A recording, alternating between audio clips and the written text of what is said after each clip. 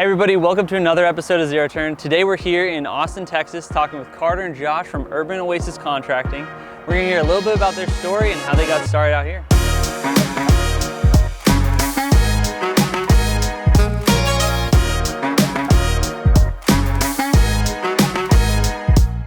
How's it going, guys? Hey, yeah, excellent. Thank you very much. Thanks for having us on. Yeah, definitely. Yeah. Thank you guys. So, do you guys want to tell me a little bit about your story, how you guys got started out here, what made you guys jump into lawn care? Yeah, for sure. So Josh and I are high school best friends. We started a mowing and landscaping company back then. That was 6 years ago. Fast forward to college, we separated. I went to Chicago, he went to A&M in College Station. Oh, nice. And then when COVID hit, I stumbled upon some old checks from the mowing and landscaping business that we had in the past. Oh, wow. And it was when you were locked down completely. So I called Josh, I said, hey man, let's start calling these numbers on the checks, see if they have any business for us. So we did that. We went through probably 20 or 30 checks, and one of our old clients actually hit us up just for a little mulch job, something, just a little stupid job.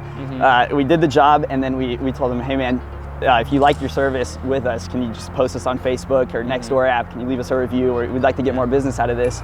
So he posted it, and then we ended up getting more jobs from there and kind of kept the ball rolling, and that wow. brings So us it to was where just we are like now. super like grassroots, just kind of like on a fly, crazy. You guys jumped back into it.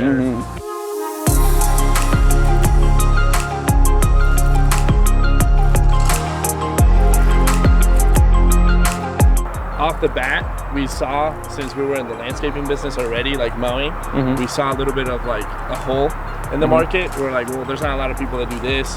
You know, it does have a little bit of a bad connotation sometimes with contractors not being, you know, reliable. So that's when kind of me and Carter were like, let's try it and like make it into a business. Because Carter and I have had multiple businesses before. So that's kind of like our first idea of it. Yeah, definitely. And both of us have a background in business in school. He studied entrepreneurship and business. I did business and economics. And so we kind of ran with that along with the growth in Austin.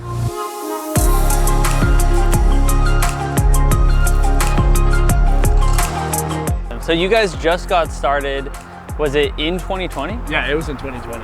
Like obviously you guys were on lockdown, so you had a ton of free time, but how did that like accelerate your growth or like hinder your growth? Were people not looking for landscaping at that time? Yeah, I mean, it's a fine line. I think people were looking for landscaping jobs because they were spending more time at home, enjoying their house more. But you also have to be very careful with COVID guidelines. You want to make people always feel comfortable. Yeah, we took those two factors into consideration a lot as we were building this. We thought COVID actually helped us in a way too. Obviously, I know it was a crazy situation for everybody, but like Carter said, it was hard to get clients, but then it also, I think that's what really gave us the boost to give us like a name recognition. A mix of COVID with Austin booming was kind of like our kind of lucky hit.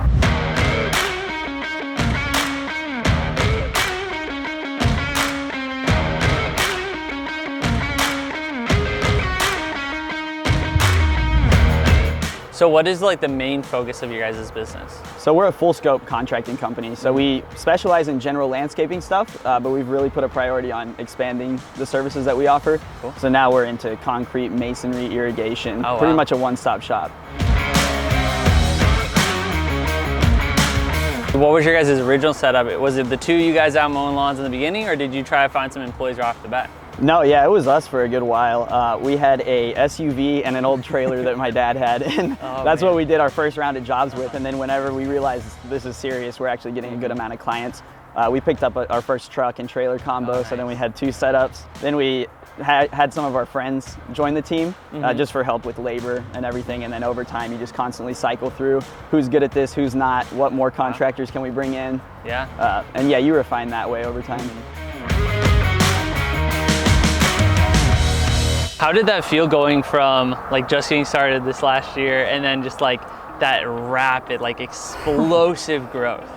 It's overwhelming, good and bad. Yeah, I mean, it's a lot of long nights, early mornings. You just got to scramble to keep up, but make sure that you're delivering the product at the end of the day.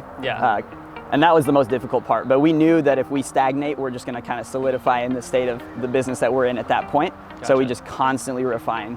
And we're not done with it either. I mean, to keep up with the growth in Austin right now, you just got to be on your toes.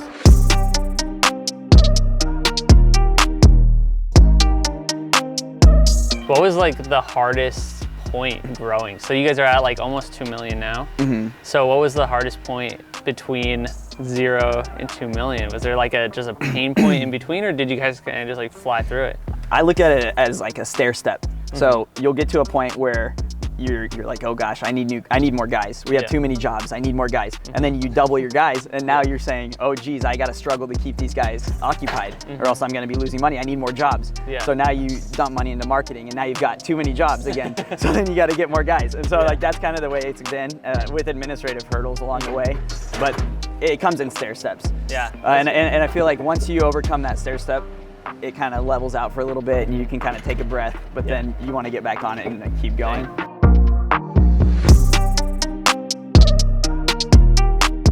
With bringing in a bunch of new people all the time, how is it trying to train up those? Because like a full-scale contracting business, I'm sure you can't just hire like a Joe Blow off the block and get him like laying concrete and stuff.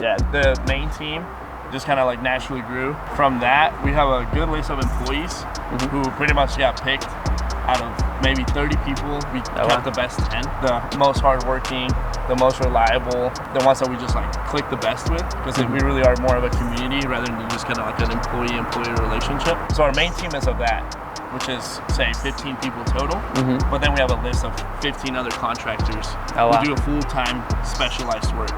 So whenever we have a client who really needs something very detailed and specialized, we use our contracting list. Oh, dang, that's a all those guys have 10, 20 years of experience, just so we can deliver the best for our clients.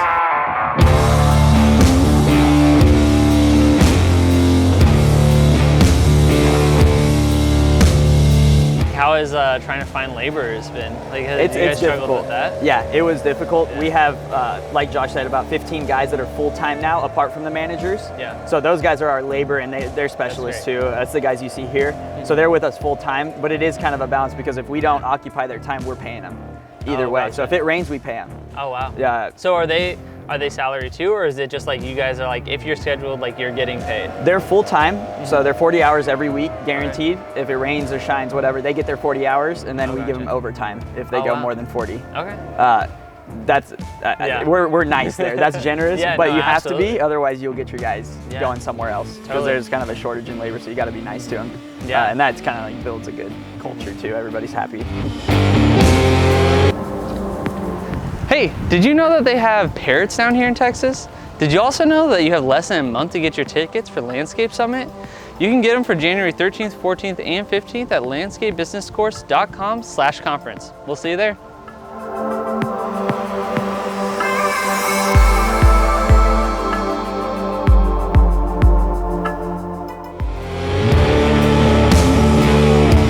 So you guys are both out of the field now entirely? I wouldn't say entirely out of the field, because in this business you're always in the field in a way. The bigger we get, the more managers we have, which are mostly all of them on site. So Car and I really mostly, I would say 90% of the time are, I guess, behind the scenes now. But we are pretty much the face of it, so we pretty much do all the quotes and the most client relationship. How was that transition? Like originally stepping away from the field more and more and more, and trying to work with clients more and more? Yeah, it's really gradual. You don't want to step away unless you're fully sure that it's going to be handled without you there.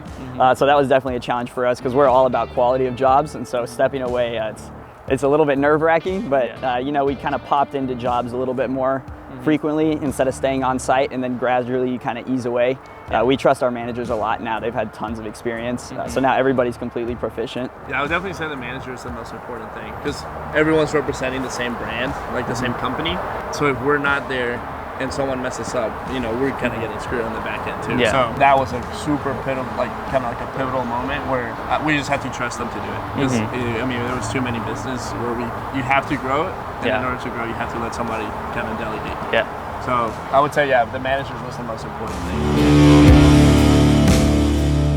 How's that scheduling work for you guys? Like, is it a headache for you guys to have to try to that's the hardest part. Or do you think like you'll want to pass on to your managers eventually?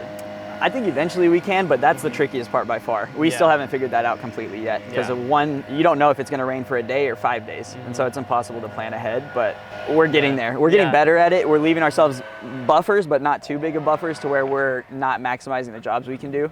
So it's like a really kind of fine line.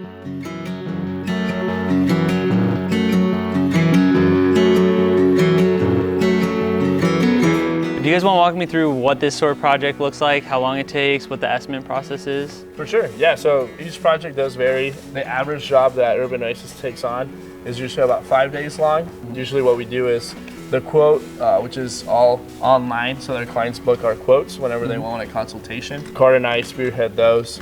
We meet with the clients, go through their design ideas. We provide our own. Once we finalize the design, we usually do a 3D render to really get everything into paper. Once that is accepted, the turnaround is probably about 3 or 4 weeks to get the client booked in. It's really a lot of back-end things that you have to do to like really maximize efficiency, maximize the labor. Yeah, I mean, a lot of planning is involved. It's a really layered project because you don't want to, put up some hardscape on top of some irrigation. You need to think backwards and really kind of reverse engineer all the projects to make sure that you get it right the first time, so you're not going back and redoing things. So what are some of the things that you guys do to work extra efficiently to make sure that your projects aren't dragging on between weeks and months and like a year? Yeah. I mean, I think that's a big mistake a lot of people in the business make, is just not taking time to plan.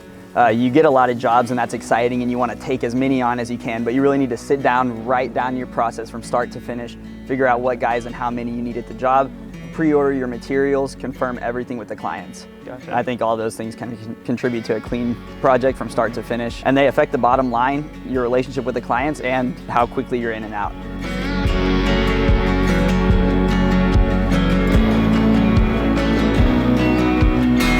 When you guys are finding new clients, trying to book new jobs, by this point, is it like referral based, or are you guys doing marketing behind the scenes too? 70% of our business comes from word of mouth. A lot of clients always see our work, they really like it. So we always have signs in the front that have our number. And then usually a lot of clients come in and whoever sees like our shirt asks for our number. So I would say that word of mouth is a huge one for us. But we also do provide a lot of marketing via Facebook. So you guys say that you break it down into phases. What does that kind of look like? And is that just part of that thinking backwards to try to like build that puzzle? Yeah, definitely. Yeah, so a good example is right here. So this piece right here is going to be a concrete slab with a roof extension. Things like this require city approvals. We always want to under-promise, over-deliver. So with these guys, we're just going to play it safe and do a second phase for this so that we can kind of close out this entire first phase. Gotcha. So that we're not held up with the entire project just on this phase itself. So it's really case-by-case basis, but with the context of the project, you can kind of determine which phases and how many you need. Is there anything in particular you guys have to take into consideration when doing jobs out here? Is there anything else that's like pretty unique about the area? I'd say it's helpful to know the plants, just to know the conditions that they'll do well in. Apart from that, I think it's pretty straightforward here. We don't have, like you said, any crazy conditions or any huge red flags about Austin. So I think the clients is super important. As people come in here, the reputation is super important. But on like a logistical standpoint, just knowing the plants, I think, might be the only thing. I mean, it's just hot. So it kind of sucks working in the summers, but you get used to it.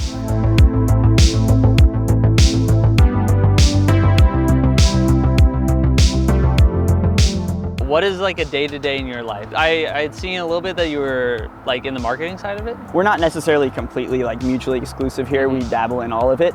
I'd say my main role, I deal with clients a lot. So in the morning, I'm usually sending out quotes or going to quotes in person. I handle kind of the customer relations. So we're answering emails. I'm running the website and doing a lot of the marketing, like the social medias and things like that. Whereas Josh definitely handles kind of more of the employee and contractor side of stuff. So pretty much, I guess my day is mostly related with the crews since I speak Spanish. I'm kind of like the main lead on that. So pretty much I handle all the employees, payroll, more of the business side of everything, a lot of the numbers. So we do have like an accountant who helps us with all of that. It's pretty much just all about like the future growth of it and how to step up. You know, finding new contractors. I'm building relationships with other people and other companies. So now we're becoming subcontractors of like big food companies, home builders. So I'm more on like trying to get partnerships and trying to grow the crew. What does that sort of look like? Like trying to find different partnerships. Like what is your guys' ideal partnership or like clientele? For us right now, our most important relationship is pool companies. So once the pool installed, they pretty much ruin the full backyard. So after that, there's no landscaping, no irrigation, everything's broken. And then the pool companies don't do any landscaping. So it's up to the client to kind of find their own. So now pool companies are offering our services through them in a way. So that's probably our best relationship, business to business right now. So you guys have put a lot into your brand recognition recently, and I saw your website online. It's beautiful. What was the process of getting that done?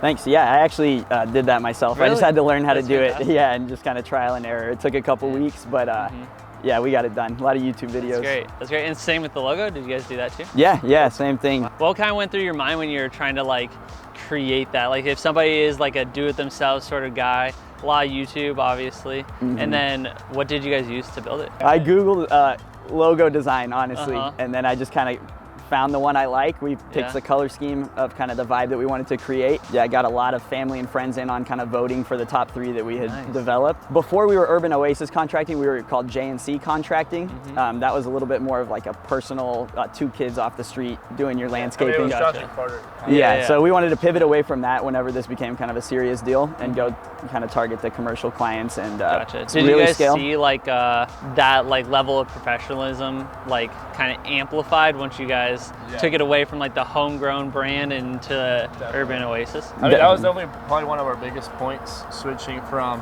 just doing small jobs with a small list of contractors and employees to really switching into like Urban Oasis Contracting, where that's like, you know, like a real business. We're BBB accredited.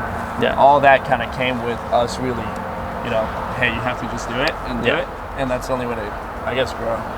You can't just keep it at the same tone. You gotta tone up every time. Whether you're just getting started in the landscaping industry or you're already an established business, you're gonna need a professional website to ensure your customers know how to find you and what services you offer. LawnCareWebDesign.com is here for you to set you up, keep you going with SEO. You can do unlimited changes to your website, all for a flat monthly fee. Check us out on LawnCareWebDesign.com.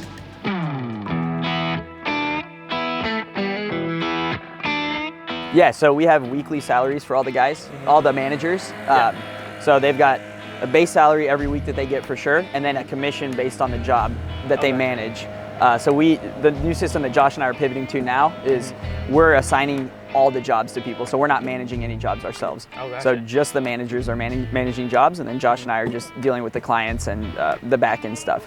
And then they are gonna get a percentage of the jobs that they manage. And once they're managing a job, what's their role? Is it just top to bottom, like customer relations? Yeah, that's what it is now. All the way through to like actual site management? Yeah, so they're doing everything from start to finish except for the scheduling of the guys. So Josh and I will be handling the scheduling from the start of the month to the end of the month. Every single month we're gonna hand every manager their plan for the month. And that includes all the scheduling, every individual contractor they have, all of that. But once we're done with that, the manager takes over completely.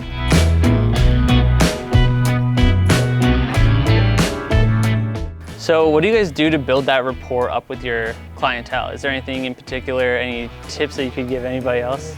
It's more of what not to do. It's not crazy competition here in terms of the communication with clients. I think just being straightforward, being honest, reliable, answer the phone. It's just one of the most elementary mistakes that people make, I think, and it goes such a long way. Just answer your phone, be responsive, be communicative. Yeah, and if you're gonna do the business, you gotta know it's like it doesn't stop, because we have clients calling us at 10 at night. Yeah, I mean, we get calls at night and you have to answer, then we wake up at 6 and you have to answer, so whatever. Gotcha. You gotta have to, like, if you're gonna do it, you just gotta do it.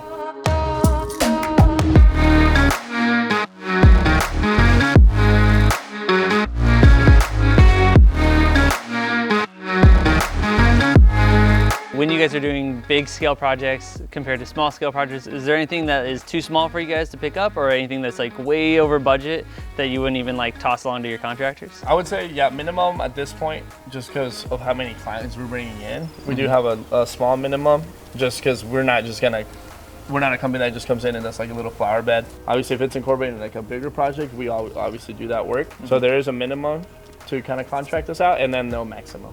Doing bigger projects, do you guys have to go rent equipment, or is that really what falls to like the contractors when it gets to more like specified work? Yeah, no, we streamline everything when it comes to machinery and equipment that we need. So yeah, we'll go out and find what we need. The contractors really are the skill involved in it, so they operate all the stuff, but we make sure that everything's done in-house for that. Yeah, I would say we have majority of the like kind of machinery that we use on a day-to-day basis. We definitely have multiple machines at a time, because we have different contractors working at different sites. And then for like the really big machines, for like pre-construction, we rent those out. Going out and doing quotes and doing payroll and all this sort of stuff, you guys have a lot of moving parts in your business. Do you guys do anything in particular to keep it all under wraps, in control? Yeah, that's actually what we're doing right now. I mean, it's like Oh, yeah? constantly playing a game of catch up in terms of moving pieces like that. One good thing we have is a Google Calendar for all of our teammates, Nice. and you can color code that and assign different tasks to different managers. So that's one way of kind of syncing our calendars all together. We also have a CRM software called Keep, so it's a really good way to do it. It kind of holds all of your quotes. You can communicate with clients that way. So that's been super helpful. I think between those two, that it kind of goes a long way. Yeah. I mean, every day it changes. It's like the $1 million question. 'Cause, Yeah. I mean, yeah, we've been in business for a little bit, but the more you grow, the less you know. So Yeah, exactly. we're kind of like changing up the spots. Like every day we're learning still.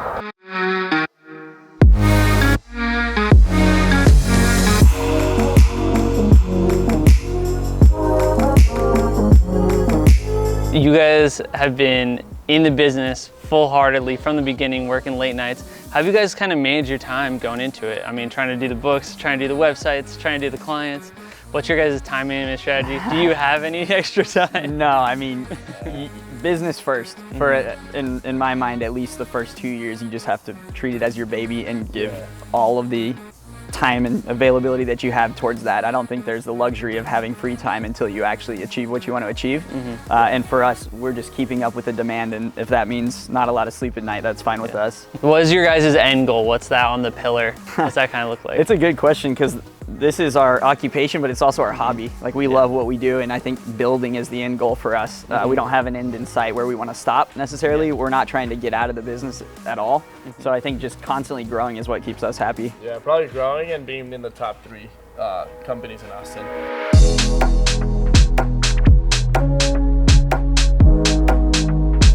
You guys are doing huge projects left and right. What is kind of the goals as you guys keep growing into 2022? Yeah, I think it's always just to get cleaner at jobs that we do. It's already a task in and of itself to take on a project this big, but to make it super clean for the client and the business is another story.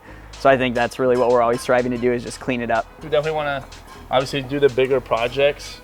We like interacting with the client, you know, so the longer we're with the client, the better our relationship is, which provides future jobs. So we definitely want that. So pretty much jobs like this is probably like a month job with all 3 phases included. And in the future, we might get into pools. Oh, really? What's the process behind getting into that? Like, what do you have to consider? I mean, right now we just know pools is an excellent business in Austin. So I guess that one's just like a business strategy for us to like get in that field. Plus we do the landscaping. So yeah, so it'd be like an all-in-one. Yeah, together with that. But yeah, process-wise, I mean, we gotta study. Yeah. And learn from the other guys pretty much. Yeah, and always bulking up the services you offer is super helpful. We didn't start out with projects like this. We kind of took it one step at a time and started expanding our services with different contractors and things like that. So I think just kind of a slow burn, and just you'll eventually get there. Yeah, just trying to trickle in like each little step. Yeah, you don't want to take on what you can't handle off Yeah. the bat, even though it might be exciting sometimes. You always want to be prepared before you get to a job, because it can go really bad if you don't.